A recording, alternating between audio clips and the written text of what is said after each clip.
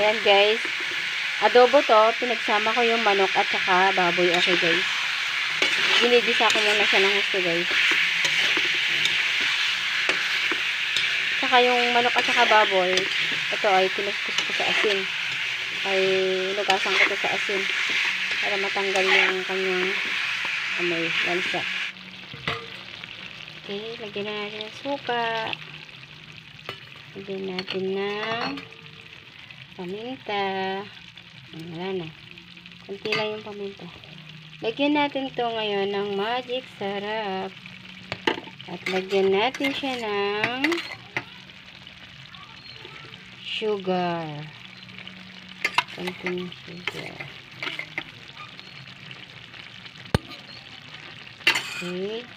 Ngayon, lalagyan natin ito ng haluin muna natin guys. Ayan. Then, lalagyan natin ito ngayon ng toyo. Yan. Marunong naman tayo magtansya sa buhay, diba? So, ibig sabihin, marunong din kayo magtansya sa panlasa. Okay, guys?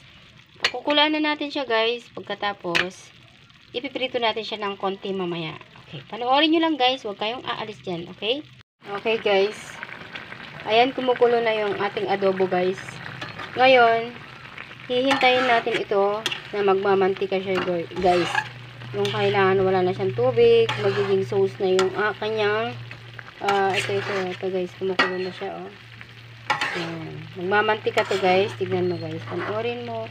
Ganun yung teknik ng pagka-adobo, yung medyo ipiprito mo ng konti ito para masarap guys. Okay. Patutuyuan natin ngayon yung kanyang sauce. Ayan. Okay guys, ayan guys. Unti-unti nang natutuyo yung kanyang sauce. Ngayon, lalagyan natin ng isang sachet na Mamacita's oyster sauce. Okay, guys. Dahil sa wala tayong oyster na dito, ay bumili na lang ako sa tindahan ng naka-sachet. Okay, guys. Ito naman, guys. Kasya na to, guys. Ngayon, lalagyan na natin. Okay. Masarap ito, guys. Makakalimutan mo ang iyong pangalan. Joke lang. Pag ito ay natikman mo guys. Okay guys. Kalimutan mo asawa mo. Sarap. Ayan guys. Diba? Nagmantika na siya guys. So, pwede na natin ilagay yung kanyang sili. Ayan guys. Ayan. Nagmamantika na ito guys. Nagmantika na. Ayan. So, okay na to guys. Okay. Guys, huwag niyo pong kalimutan mag-like, share, and subscribe sa aking channel, guys, para lagi kayong updated. Bye-bye, guys! Ayan, guys. Luto na yung ating adobo, guys. Ready to eat na siya, guys. Ayan, guys. Ang sarap-sarap niya, guys. Ayan, diba, guys?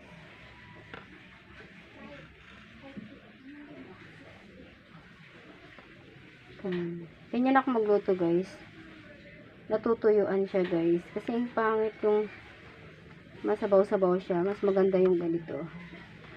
Yung nagmamantika talaga yung sauce niya guys. Ayan. Masarap yan guys. Pinirito ko ng konti yan guys. Okay.